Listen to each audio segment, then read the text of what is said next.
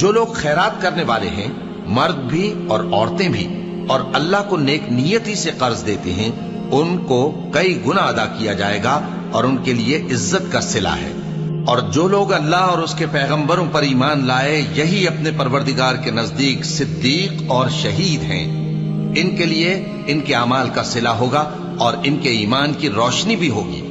جن لوگوں نے کفر کیا اور ہماری آیتوں کو جھٹلایا، وہی اہل دوزخ ہیں۔ جان رکھو کہ دنیا کی زندگی محض کھیل اور تماشا اور زینت و آرائش اور تمہارے آپس میں فخر و ستائش اور مال و اولاد کی ایک دوسرے سے زیادہ طلب و خواہش ہے۔